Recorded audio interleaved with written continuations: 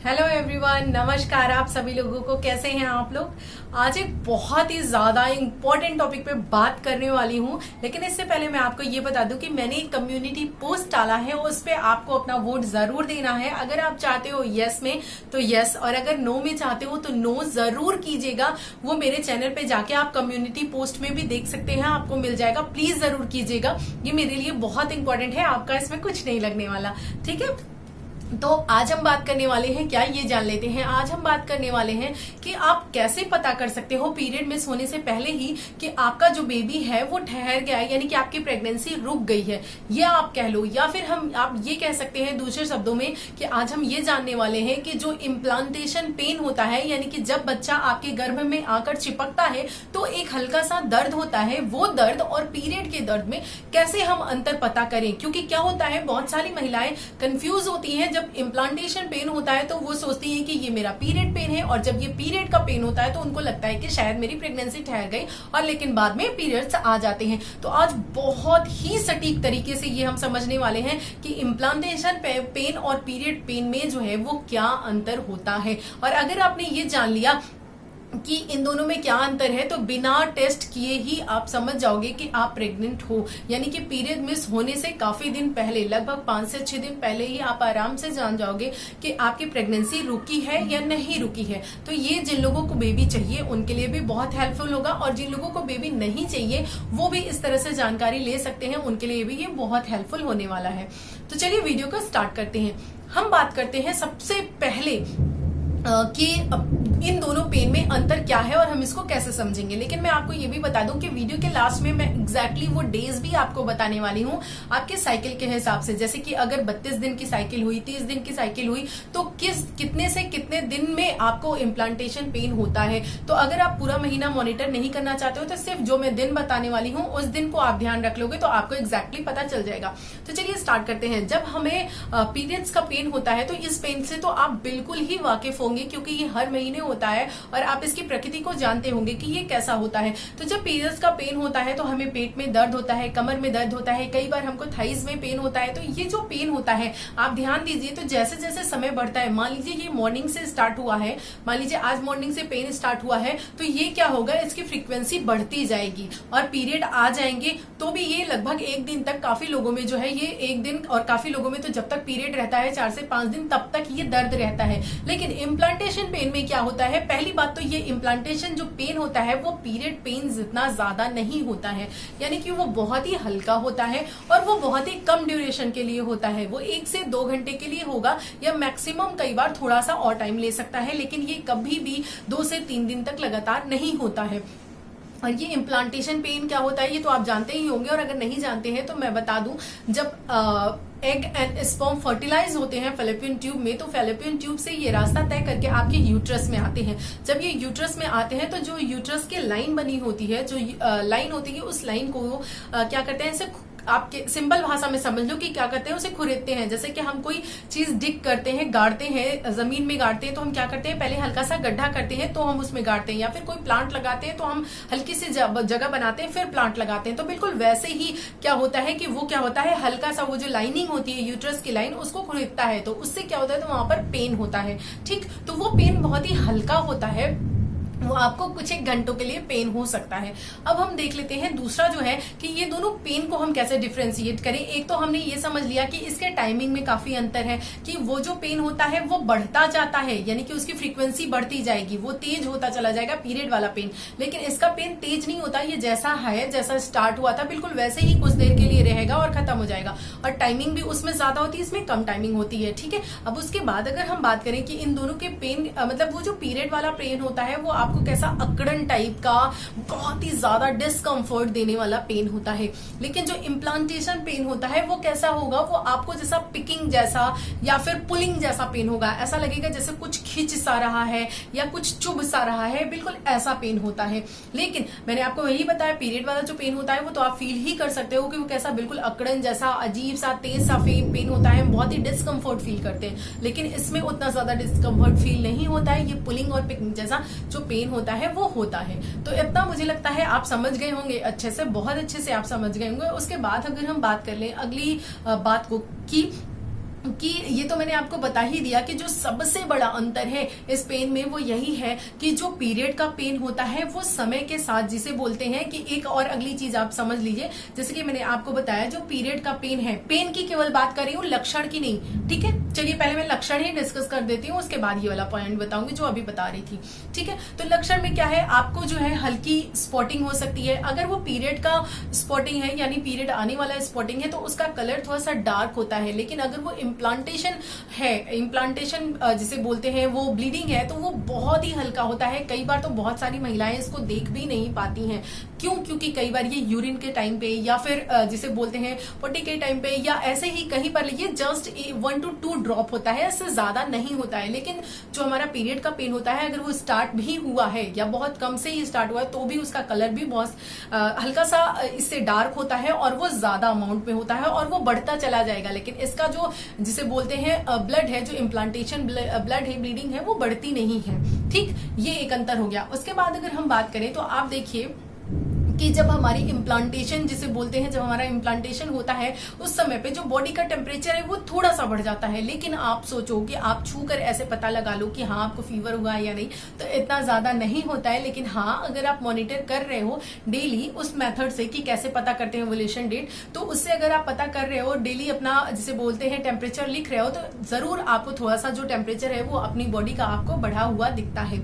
अगली बात यह है कि जो ब्रेस्ट पेन होता है, यानी कि ब्रेस्ट में क्या है, थोड़ा सा हैवीपन आ जाता है, ब्रेस्ट थोड़े से हैवी से लगने लगते हैं, थोड़ा सा डिस्कम्फर्ट लगने लगता है इम्प्लांटेशन टाइम पे। जब आपका इम्प्लांटेशन होता है तो कुछ टाइम के लिए ऐसा आपको महसूस हो सकता है, ठीक। अब मैं बात करने वाली हूँ सबसे इंपॉर्टेंट लक्षण की, जो कि अगर आपने समझ लिया, जान लिया, तो आप कभी भी कंफ्यूज नहीं करोगे और अच्छे से डिफ्रेंशिएट कर लोगे। वो इंपॉर्टेंट लक्षण ये है कि अभी मैंने जितने भी सिम्टम बताए, चाहे वो ब्लीडिंग का सिम्टम बताया, चाहे पेन का सिम्टम बताया, चाहे ब्रेस्ट पेन बताया, या फिर आपको कई बार क्या होता है कि जब इम्प्लांटेशन होता है उसके कुछ टाइम बाद बहुत ज्यादा थकान सी लगने लगती है, आपको नींद नहीं आती है, ये सारी जो चीजें हैं, ये सारे जो भी सिम्टम है ना, ये अगर पीरियड का पेन होगा तो वो पीरियड आने के बाद खत्म हो जाएगा, ठीक है।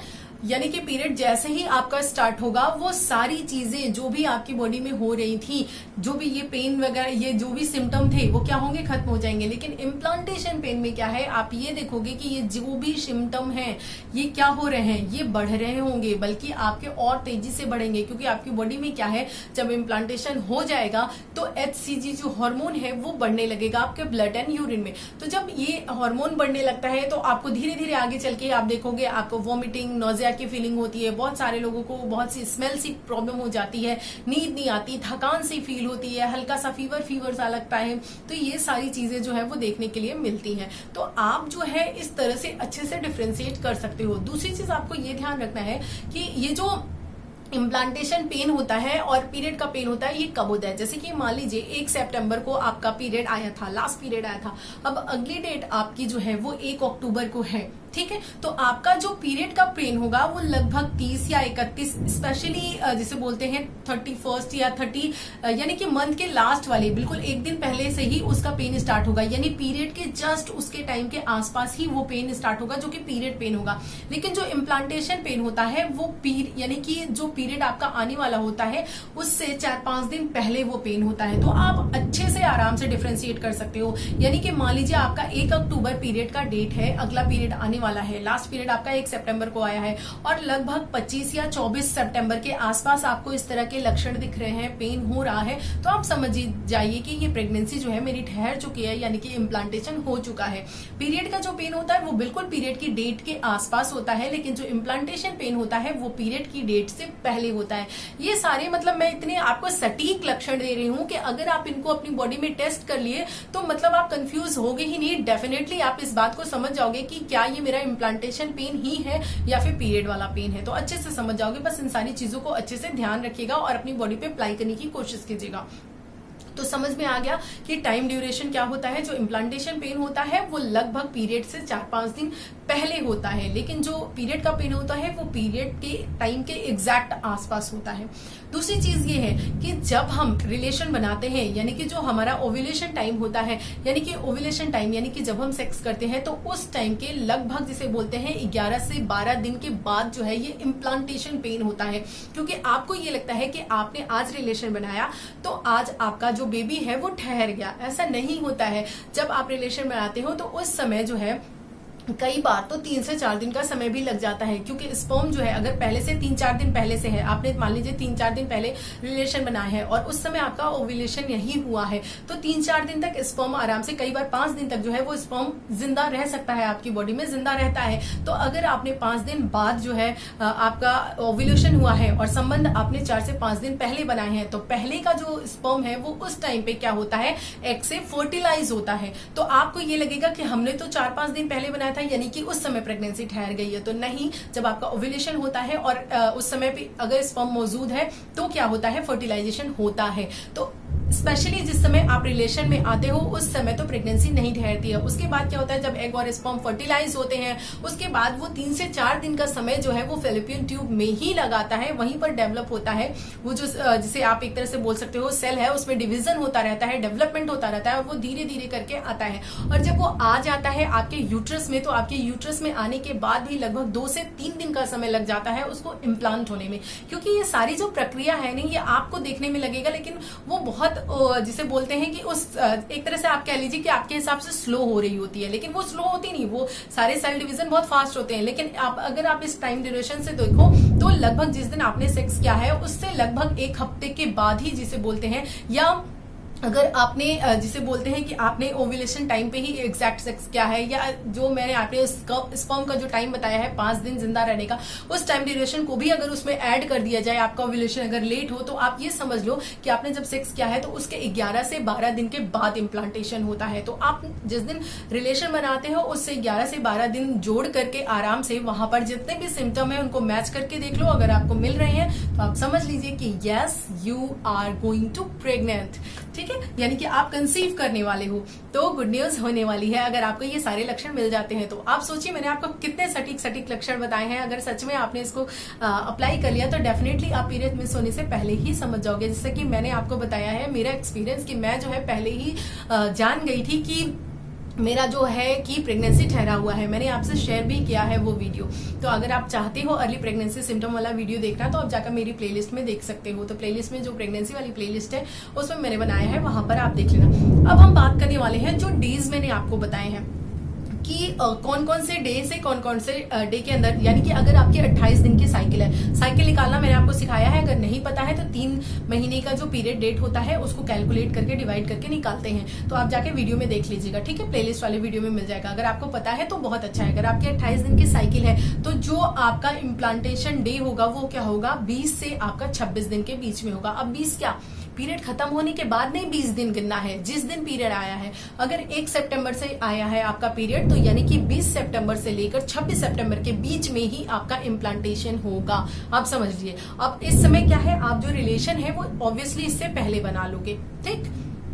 तो अब बात करते हैं 30 डेज की, कि अगर आपकी साइकिल 30 दिन की है तो क्या होगा। अगर आपकी साइकिल 30 दिन की है तो आपका जो इम्प्लांटेशन है वो आपका 22 से 28 के बीच में होगा। यानी कि अगर आपका 1 सितंबर को पीरियड आया है तो 22 सितंबर से लेकर 28 सितंबर के बीच में आपका जो है इम्प्लांटेशन पेन होगा। तो इसको आप ध्यान रखिएगा। इस समय अगर आपको ये सारे लक्षण दिख रहे हैं तो डेफिनेटली आप प्रेग्नेंट होने वाले हो, होने वाले नहीं हो, आप हो गए हो, कॉन्ग्रेचुलेशंस।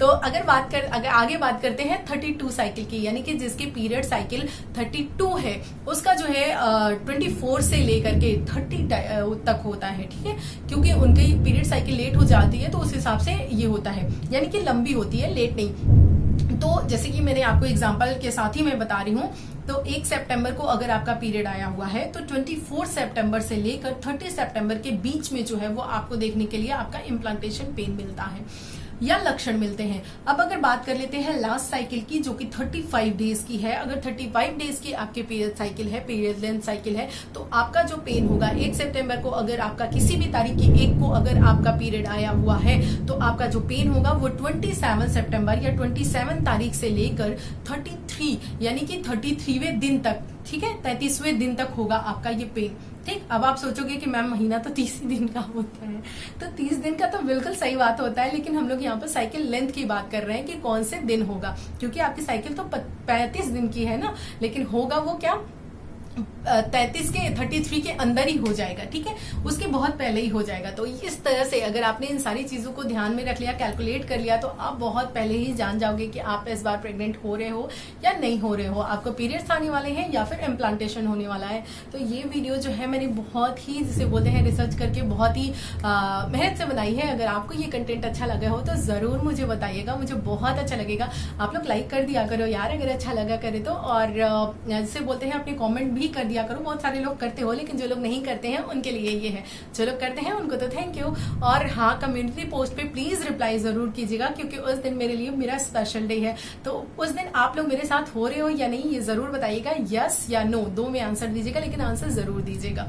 तो चलिए अगली जिसे बोलते हैं वीडियो में हम लोग मिलने वाले हैं। अगली वीडियो में हम लोग कुछ अलग टॉपिक पे चर्चा करने वाले हैं। तो चलिए बाय एंड टेक केयर।